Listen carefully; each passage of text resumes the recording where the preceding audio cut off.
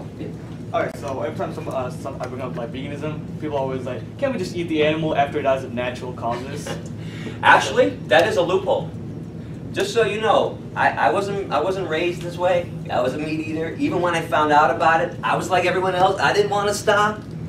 Even though I was going to the slaughterhouses, I was crying and weeping. I was filming some of this stuff. I still was a stubborn addict.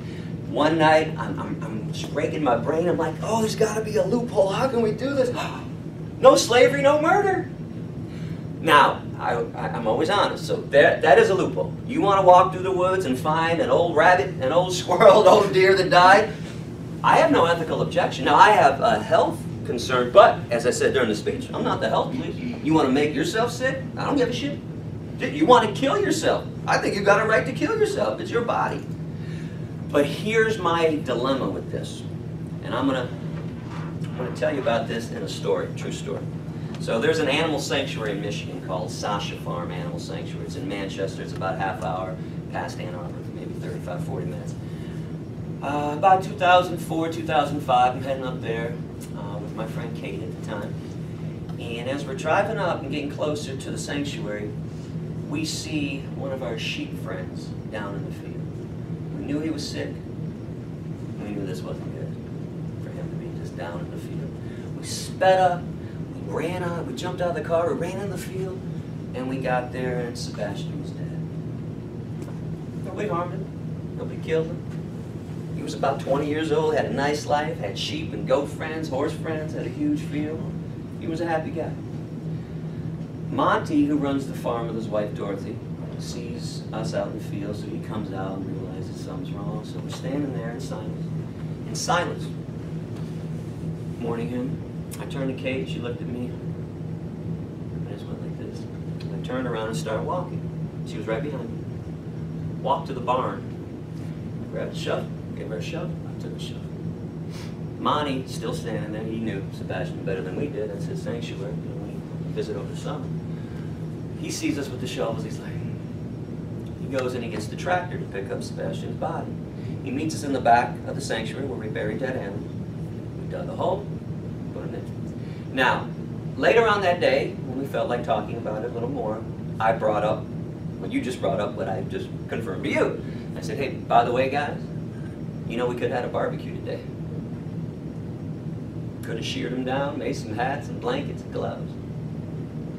They were shocked at me that I'm saying, it's like, yeah, I'm like, hey, nobody killed him. He died of old age. But now that we were thinking logically, rationally, compassionately, we actually did the only thing that was proper at that moment. We saw a dead body, we buried it. A corpse is not food. It's ridiculous what we're putting into our bodies and how we view animals. You see dead bodies, you're supposed to bury them and put them back to the earth.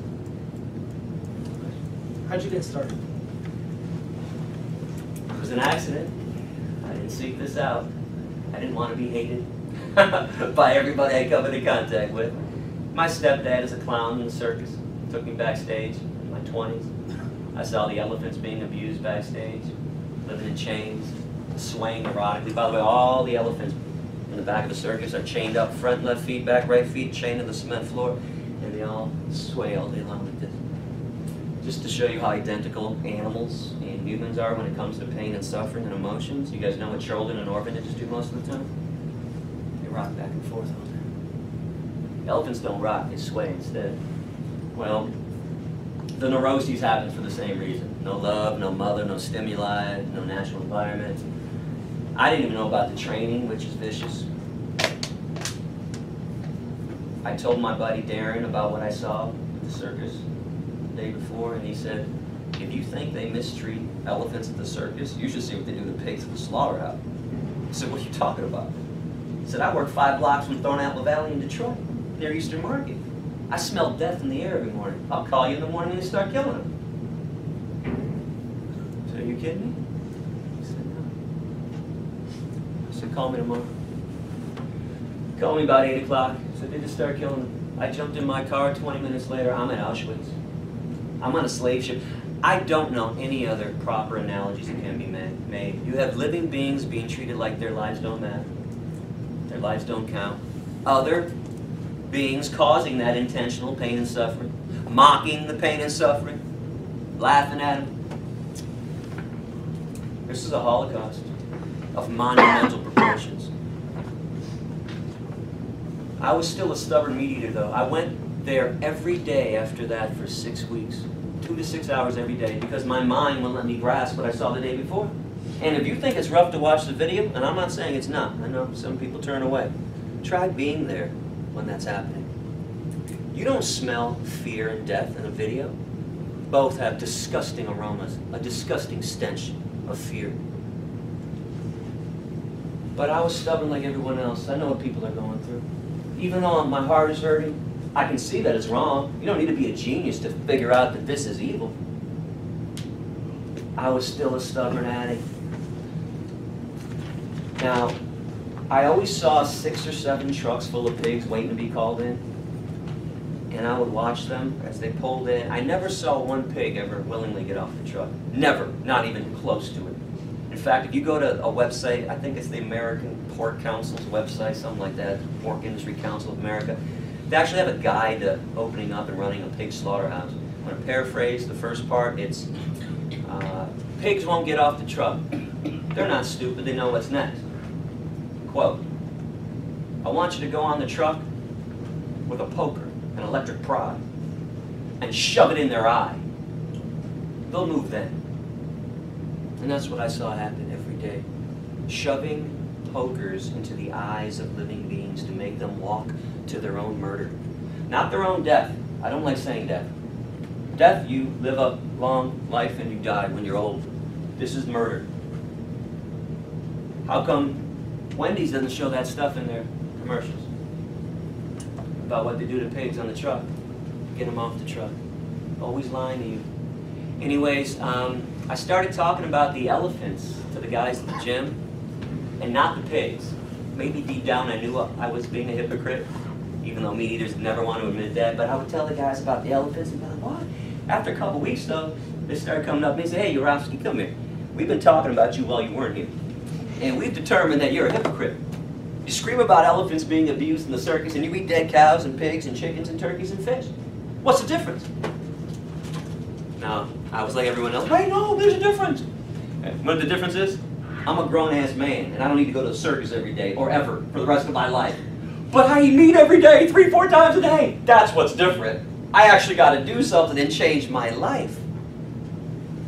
Well, you see the choice I made. I was being a hypocrite. If you claim to care about justice, if you claim to be opposed to discrimination, if you claim to care about dogs and cats, rhinos being poached, but you're eating meat, cheese, milk, eggs, and honey, you're a walking contradiction. You're loaded with hypocrisy. And I'm just going to ask people to take that out of your life. And I want to be clear about this. What humans do to animals is evil. It's the pure definition of evil. Individually, though, I don't think most meat, dairy, and egg eaters are evil people. They're good people doing bad things. My best friend Darren, 36 years since we were 8 years old. He's still not vegan. He's not evil. He's a lazy bastard. And he says it. That's why I still my buddy. He goes, Gary, dude, come on. Animals don't deserve this. Can't justify this. I'm too lazy to switch. What do you want? Well, I love his honesty. I hate his laziness. I hate his apathy, which is a big problem too, but it's another issue to me. It doesn't make you evil necessarily because you're just apathetic. So I'm asking you guys just to get involved. Just and make a difference on this planet. Instead of sitting around and watching all the problems that are going on in the world. This really ticks me off, and it doesn't matter what station, whether it's Fox News or CNN, this ain't a Republican, Democrat thing that I'm throwing out there. Everybody talks and talks and talks a good game and does nothing. The genocide in Darfur. Homosexuals in Uganda are being executed. Women in Afghanistan don't have equal rights. Yeah, I get that that's all evil, so what are you going to do about it? What are you going to do about it here? Unless you get on a plane and go to Sudan, go to Afghanistan, go to Uganda, you ain't making a difference here. This is your chance to stand up to all the injustice going on in the world and say, you know what? I'm going to do something about this injustice. I'm going to stand up and oppose discrimination. Oppose it 3, 4, 5 times a day. This is what makes veganism the best thing that you can ever do, because you can do it all the time and stand up for what's right. One of my favorite humans on this planet who passed away, Cesar Chavez, human rights activist for farm workers. Most people don't know he was vegan. Okay, he wrote essays about it. You can look him up online. I'm going to paraphrase, but here's what he basically said. I oppose discrimination and injustice. That's why I do what I do for the farm workers. How can I come home and consume discrimination and eat injustice? So I have to be vegan. If you claim to be a good-hearted person, you have to get on this path. You have to make this change. This is the world's biggest massacre. These are the most abused, most oppressed beings that have ever lived. The world's forgotten victims. No question. Okay, so remind me, you said that you are a Jew, and you said that you don't oppose to God, you oppose to things that people justify with God. So what do you feel, what is your view on in the Garden of Eden when Adam and Eve sinned, God clothed them with animal skin? First of all, these are stories. We don't know exactly what happened there. The Garden of Eden was a vegan haven. It was a perfect paradise. And as I talked about God in pretty good detail during the speech, I don't believe in books. God's not in a book. Humans write books. These are our theories about what happened. I know that God's perfect paradise is cruelty-free. That's all I know. And if God did decide to do something, well, I guess God can do whatever he wants. We're not God. We certainly can't be playing God, which is what we do with the animals and with other human beings too. Keep in mind the four, as much as I dislike books, people like to talk about books, so I'm going to throw a few things out there. The four most important words in that entire Bible, in fact, in the Quran, in every religion. Thou shalt not kill. Can't get around that. It's not open for interpretation, although it's been open for interpretation forever. Remember, we have excluded many human beings from the thou shalt not kill mandate over the eons. So, actually I want to show you something. I never get to show this. I've been in Israel the last couple of years. My speech is very popular there. They put Hebrew subtitles on it. Let me just show you a 3-minute clip. This is me in Israel. And by the way, check out my Bible and Jesus section if you want more detailed stuff. This is, again, a 3-minute clip. Speciesism, and it's the first form of hatred humans are taught. Way before racism, sexism, and heterosexism is taught, speciesism is the first form of hatred. Let's eradicate that, and then maybe we can eradicate all the other forms of hatred, because I'll tell you what, I know the way we're doing it right now isn't working. Eating meat, cheese, milk, and eggs certainly isn't making this world a better place. It's making the world a worse place. Let's make an effort. And as we talk about evolution, by the way, I don't want to force evolution on people out there that are creationists. Real quickly, if you believe in creation, by Judaism, Christianity, Islam, look no further than the Garden of Eden. Oops, the Garden of Eden, that vegan haven where Adam and Eve were the first vegans on this planet. Genesis 1:29, God's first dietary laws, I give you seed-bearing plants for food. God's last dietary laws, Isaiah 11:7, the wolf will live with the lamb, the cow will feed with the bear, the lion will eat straw like the ox, a child will lead them, and no one will harm on my holy mountain. It is clear and unambiguous, the beginning and the end are and will be vegan. So why don't we strive towards these perfect states? And for my religious friends that are out there, I learned a really valuable lesson last time I was here in Israel last September. They took me to see the holy city, Jerusalem. I say this with vehement sarcasm because ain't nothing holy about it. Because as I walked into Jerusalem, first I passed 3,000 vendors hawking items. Hey, Stars of David, crosses, Bibles, Korans, Talmuds, yarmulkes, what you need. As my wife Erica was grabbing everything and looking at me, made in China, made in China, made in China, made. Yeah, that's what God wants. Sell some stuff in my name. Then we got into the Wailing Wall area. Boy, that was a treat. Because what did I see but 400 people standing in front of a fucking wall going like this? It's a wall! You're praying to a wall? God is not in a wall. He is not in a book.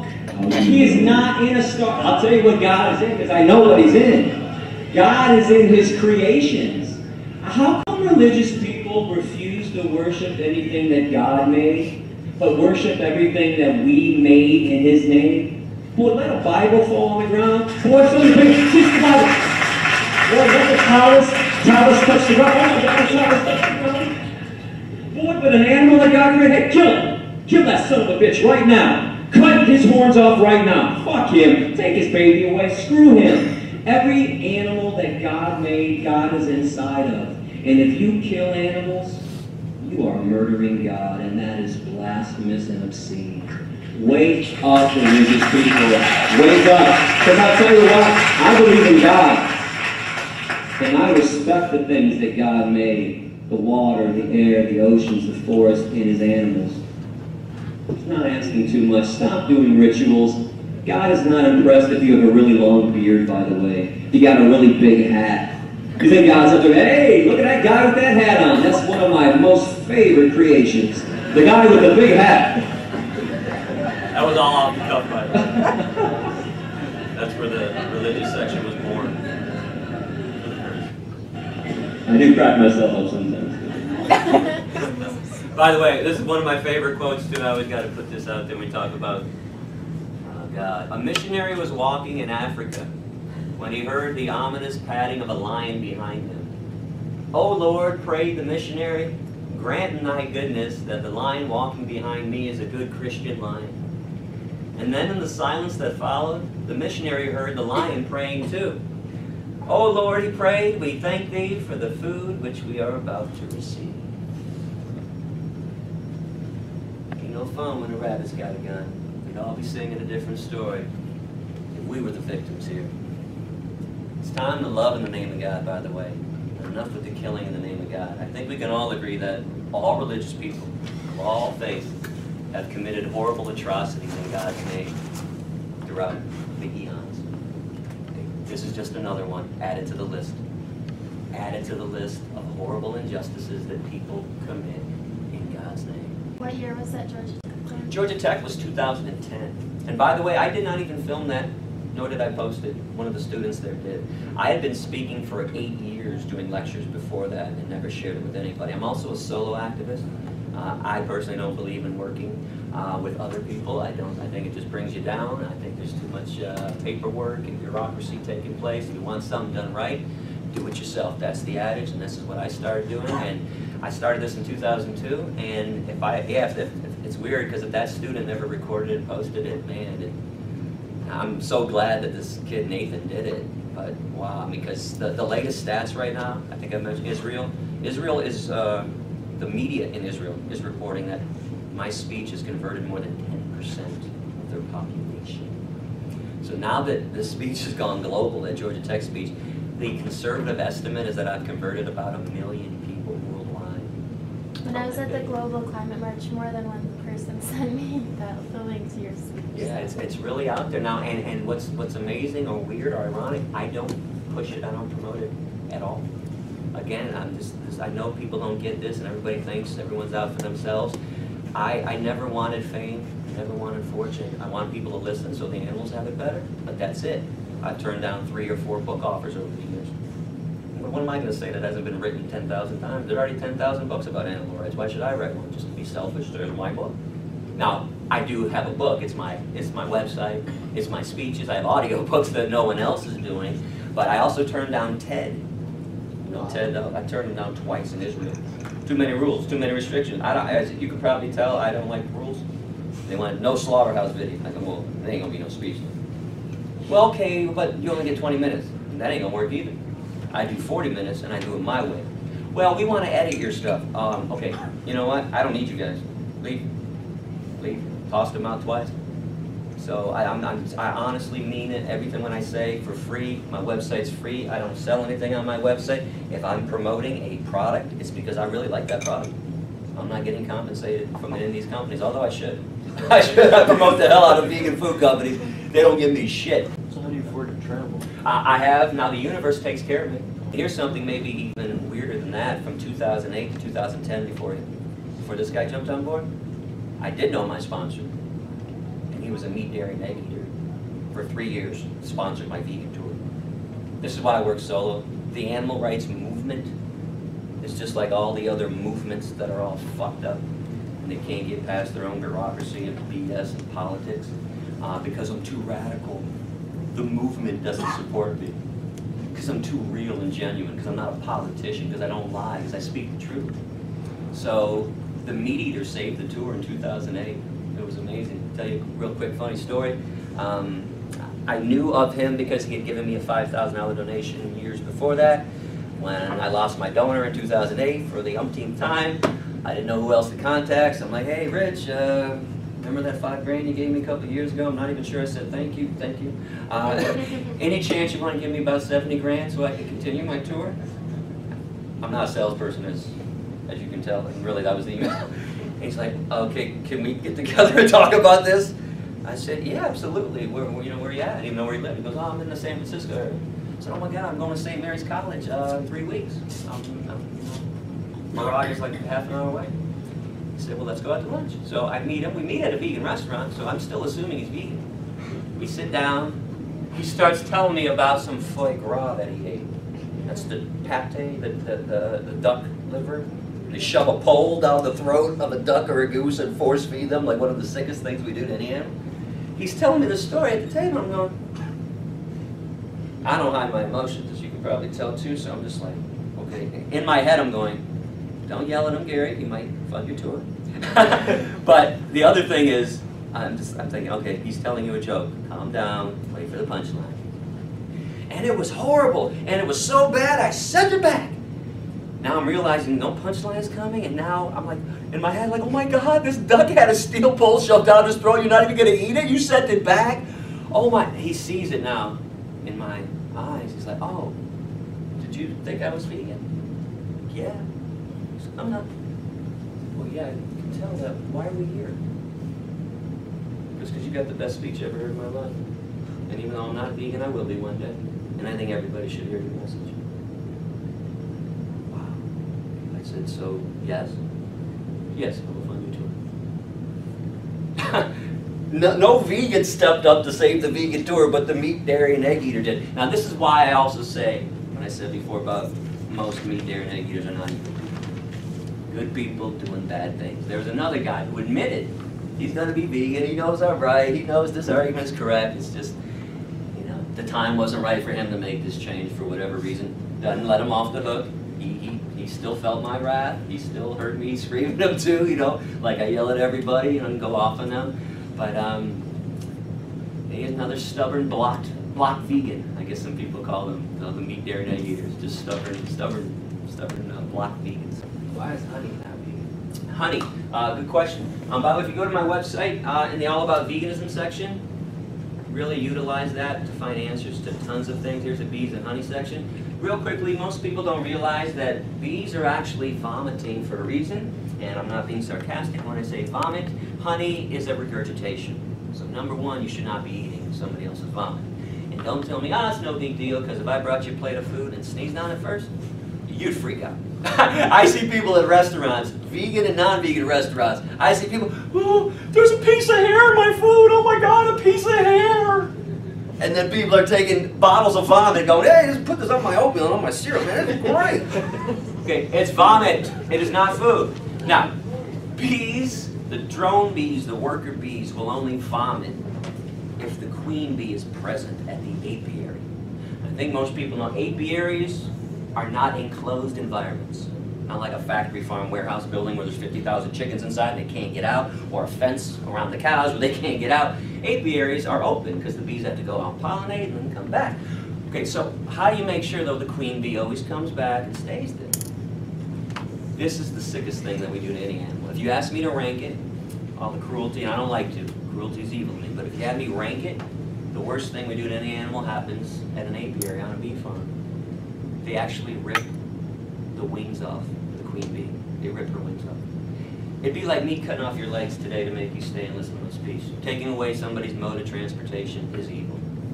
And this is standard practice. You can go online. There's a queen bee supply company. They actually order queen bees. They send them the queen bees in the mail in a little ventilated box.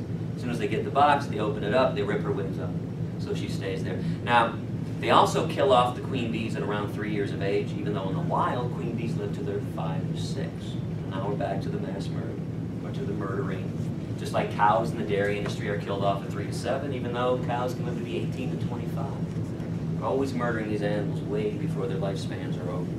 So that's the main issue that's going on there. We're stealing something that doesn't belong to us. We're harming the queen bees. Now, just so you know, they are vomiting for 2 reasons. One, it's insulation for their hive, and it's food for themselves, or for their young, especially during the winter, cold season. Now, if you go to this link, The Bee Industry is Mean and Murderous, there's a link to an essay on that link from an Ohio State animal agriculture professor, James T.E.W. I love getting research, by the way, from the abusers, like that egg farmer I showed you. They always admit the truth at some point. Every animal researcher will always say during their protocol essay, this can never be extrapolated to human beings, da-da-da. So they always admit the truth at some point. Well, this guy, an animal ag professor, by the way, does not care about animals. Okay? He teaches kids how to kill animals, how to enslave them and oppress them. This is what he said about the bee industry, about the honey industry. He said, historically, beekeepers only took around 50% of the honey and left 50% as insulation for their hives, as food for them, for their young. Now, stealing a little, by the way, doesn't make it okay. It's still theft. Then he went on to say, nowadays, beekeepers steal, he used the word steal 100% of the honey and replace it with corn syrup and sugar syrup. Well, if you could follow the news for the last 5 to 10 years, the bees are dying off, right? Bees are disappearing. What's happening to the bees? Well, there's a few things maybe we can look at. Pollution. Maybe they're suffering from all the pollution that we do to this planet. And when the bees start to go, we're not far behind. It is a warning sign. How about genetic modification? Maybe they're landing on plants and crops that have been altered and the cells are coming in a different way, messing up, their brains, their organs. But when I read that beekeepers are feeding bees high fructose corn syrup, and we're wondering why bees are dying off, you don't have to look any further. Look what high fructose corn syrup does to us. What do you think it does to them? And one more thing too, this is such an unnatural product. Now, as I say this, I don't believe just because something is unnatural, I don't think that makes it wrong, evil, or bad. Like there are some raw vegans who claim that cooking food is evil. Now listen, when you cook food, it's true, you cook out nutrients. Think about broccoli that you boil in water, the water's green. I get that, but you haven't turned it into sludge, you just boiled out some nutrients, right? That's all it is, you're just taking out some. But this is something that is unnatural and so bizarre, because let's say you and I walked through the woods, not in November, it was August. I was smoking some Purple Diesel, some OG Kush, and you're like, man, holy shit, Gary, there's a hive, I'm gonna get some honey. I'm gonna be like, man, I'm gonna jump in. Okay, good luck, because I'm not going over there with you. Are you really going to walk up to the hive and go, hey? You're going to get stung mercilessly. You never stick your hand in a beehive. So this does not belong in our diet whatsoever. Now, good news, just like I talked about the vegan burgers, the vegan ribs, if you guys want a similar taste and texture of honey, agave nectar. They sell it at every single grocery store. Yacon, Y-A-C-O-N, it's a root vegetable. They liquefy it, grind it up. It does the same thing as honey. And there's actually a rice honey that they're actually making from rice to mimic the taste and the texture. So keep in mind, you don't have to give up anything that you love to eat. When you become vegan, you just veganize everything. Alrighty, you guys were great. Honestly, thank you so much for a nice, pleasant Q&A. I always like when people don't turn it into a Jerry Springer show. So thank you very much for listening. You have my email address, you got my website, whatever you need. I'm always here to help. Thank you very much.